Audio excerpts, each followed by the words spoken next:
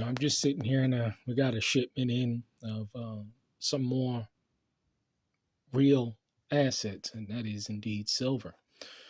But this got me to thinking. We're living in a time where uh, the United States government is printing an extraordinary amount of money, and when we see the price of real assets go up, it is just phenomenal. Look at the price of gold. A lot of people they're into Bitcoin and altcoin and all these coins. If that's what you into, that's what you into. It's okay. My premise, my attitude, which I've always stayed consistent and will stay consistent at. This is why I've never participated in or endorsed anything digital.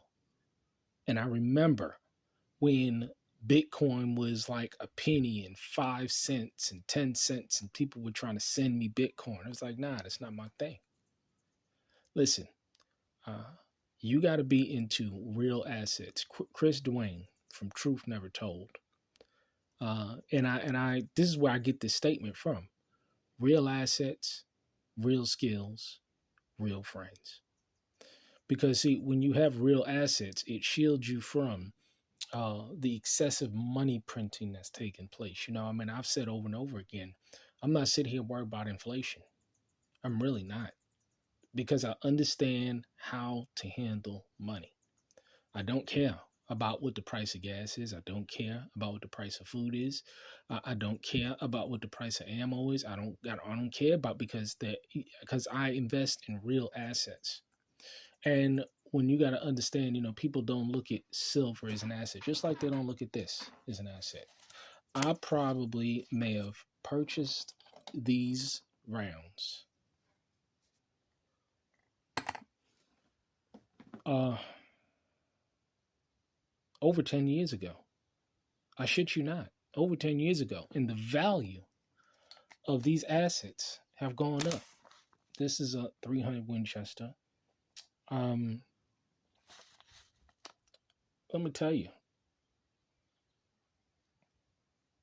these are real assets that continue to go up in value. And this is how I feed my family, because, see, this is the rifle that I use in order to hunt. And so, even though this bullet may have cost probably about $2 10 years ago, now it's like $3, $4. You see? And so, what my skill set, see, the real skills, the real assets that maintain their purchasing value, that maintain their value, I get to use these real assets to not only pay my taxes long term, but in addition to that, put food on my table. You see how all of this stuff works together when you have real assets and real skills?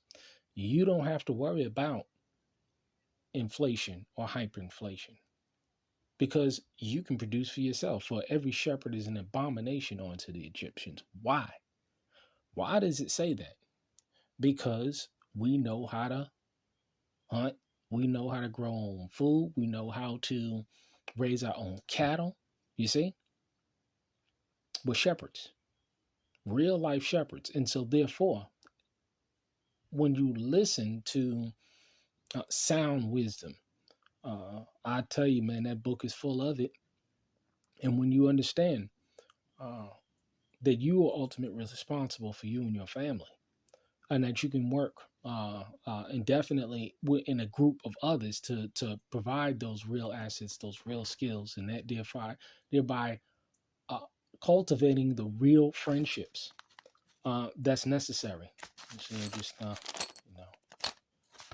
cultivating the real assets and the real friendships that's necessary to bring value. I just not recently did a walk-in cooler build with Santee Dex Appliance Pair, and he's out here, business is booming, and we're talking about collaborating and doing more projects together. And we're going back and forth in terms of ideas, in terms of how do we overcome this obstacle, how do we provide this service. We're thinking about regionally now. You see that? See, real friendships, real assets, real skills that coming together in real life, showing the real results. You see, this is why it's so important, the visuals, um, time frames that we're talking about, uh, people that's moved, the fruit that they're receiving, the increase that they're getting. Um, it's all in the blessings in Deuteronomy. He talked about the increase of your house. It talks about the increase of your flock. It talks about the increase of your storehouse. It talks about the health and vitality of your family, the crops in the field. I can go on and on. This is what it talks about. This is what it talks about. And if we only but to humble ourselves and to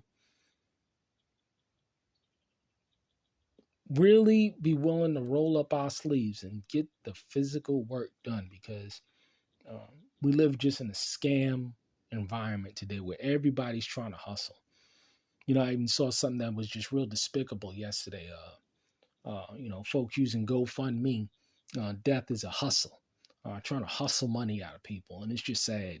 But it's just, it goes into the nature of people. But if you can focus on developing those real assets and developing those real friendships and those real skills, you'll be good. You'll be fine. Let me tell you, you'll be fine, because it's all about the connections. It's all about the value add that you bring into the lives of others. And there's some people that you got to watch out for, and those are the takers. Those that want to lord over you and exploit you for your resources, and lord over you at the same time while they produce nothing at all. It's a blessing to be able to say that, I don't have a mortgage. I don't have a water bill. I don't have a heating bill.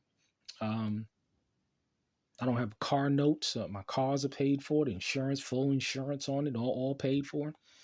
I don't have to clock in at somebody's job. I have real skills.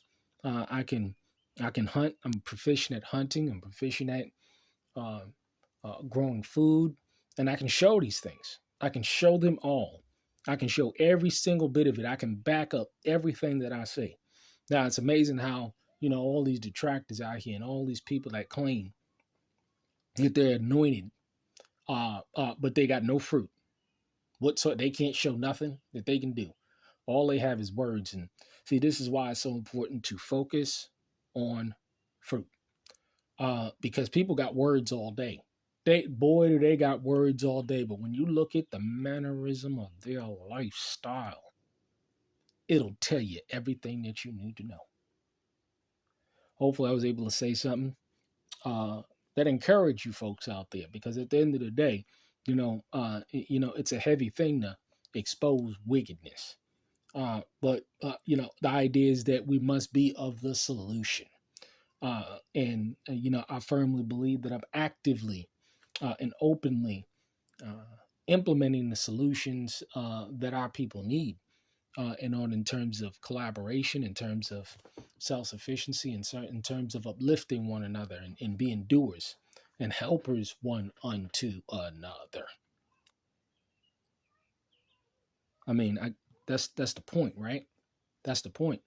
And all you brothers throughout the years, and I've been told, Santee, that I've been able to work with and labor with and in fellowship, and it's as folks have come out to the land, and we've done projects on the land and off the land, and we made money together, and we drank together, and it wasn't about public consumption. It was about those relationships, and I cherish every single one of them.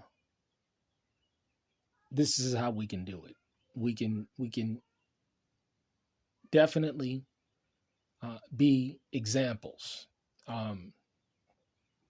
and help one another. You just got to understand that everybody don't want to be helped. They want to live off your back, and you better be very, very, very careful in avoiding these kind of folks, because they're pariahs. They're out there. There's nothing you can do about it. But have discernment, and it'll get you by.